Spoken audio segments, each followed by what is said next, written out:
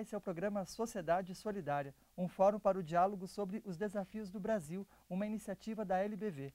Na edição de hoje debatemos sobre quais são os principais avanços e desafios do país na implantação do Estatuto da Igualdade Racial, que completa em 2013 3 anos de existência. Para falar com a gente sobre esse tema, recebemos um militante já com muitos anos de dedicação a esta causa, o doutor Marco Antônio Zito, presidente do Conselho de Participação e Desenvolvimento da Comunidade Negra, advogado, e vai compartilhar com a gente a experiência desse órgão e também dos militantes na área no estado de São Paulo, que, com 31% da população negra, é, em números absolutos, o estado que detém a maior quantidade de pessoas negras no país. Bom, primeiramente gostaríamos de agradecer em nome da LBV pelo doutor ter gentilmente aceito o nosso convite, estando aqui hoje para falar sobre esse tema tão importante. Seja sempre muito bem-vindo.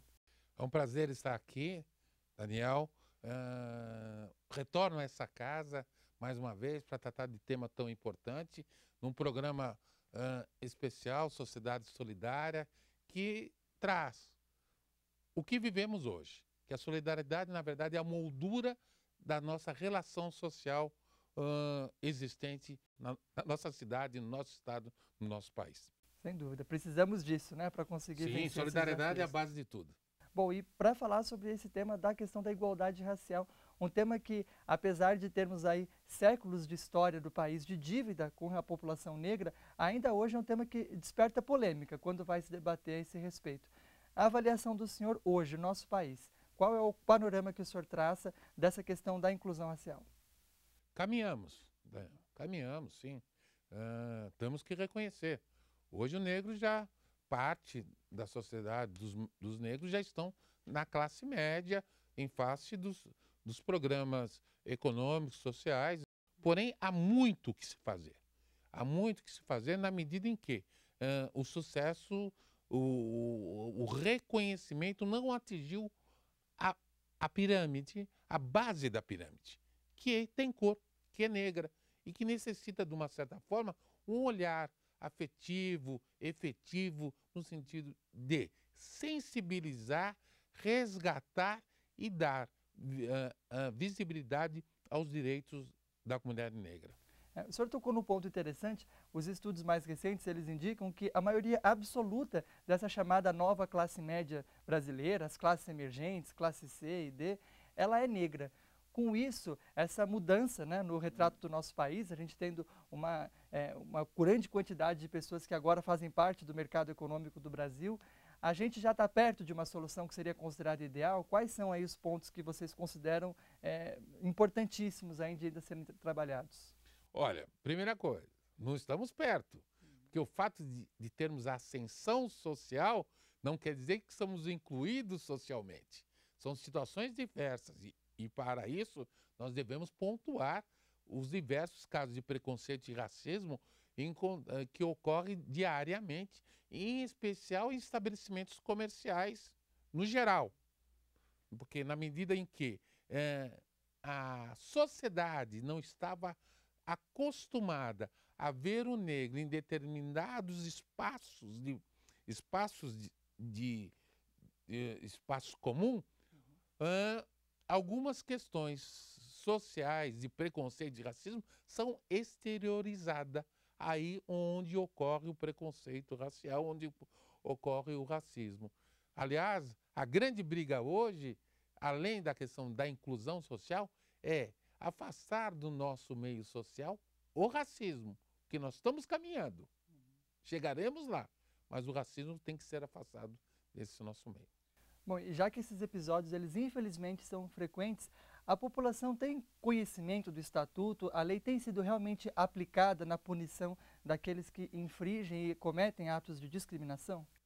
Há que se fazer aí uma complementação, no seguinte sentido. Primeiro, o Estatuto, ele na verdade, ele não tem uma efetividade do poder de punir. Ele define o que é racismo, ele define políticas públicas, ele define o que se deve ser feito no sentido da diminuição do fosso entre negros e brancos, indígenas. Ele define essa questão.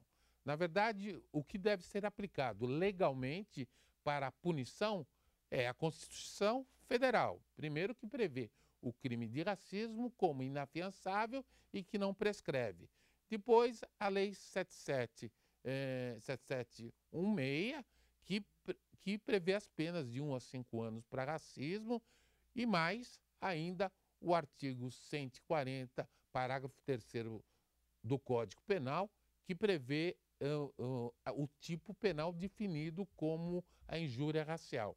Então, esses são, na verdade, instrumentos ou legais, ou seja, legislações que punem a prática do racismo, respondendo a essa pergunta.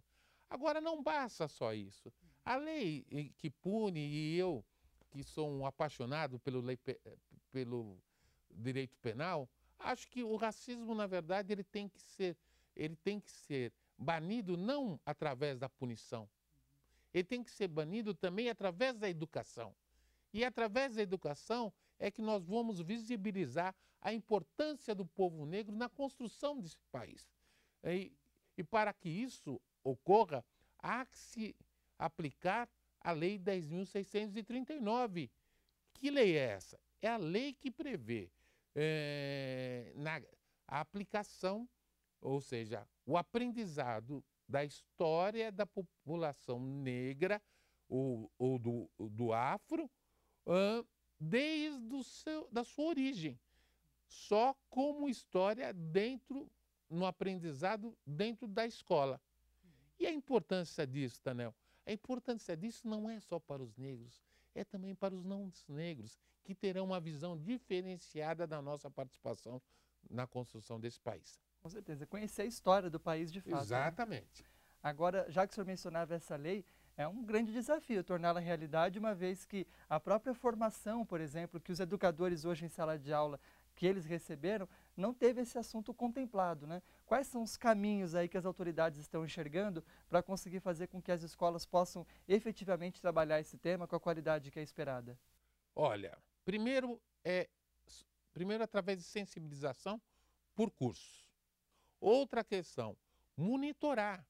Que muitas vezes a pessoa vai para a sala de aula, mas quando ela volta, ela vai para o aprendizado, para a capacitação, mas quando ela volta para a classe de ensino básico, né? Para aplicar, ela não tem a sensibilidade, ela não está preparada, ela está preparada academicamente, mas no seu dia a dia a sua formação não reconhece essa questão do racismo.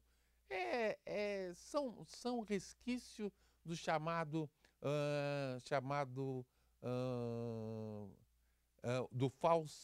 da falsa democracia racial. Então as pessoas aprendem, mas também não assimilam aquilo que na verdade deveriam assimilar.